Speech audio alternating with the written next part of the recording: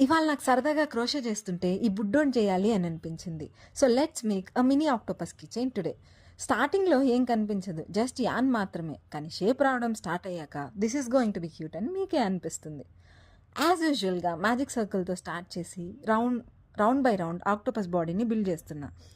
స్లోగా షేప్ రావడం కూడా స్టార్ట్ అయింది. నేను ఒక బౌ కూడా చేశాను మన ఆక్టోపస్‌కి. I will reveal it in the last shot. నాకు ఈ క్రోషే చేయడంలో ఫేవరెట్ పార్ట్ ఇదే. ఒక సింపుల్ యార్న్‌ని ఇలా క్యూట్ క్రియేషన్‌గా మార్చడం.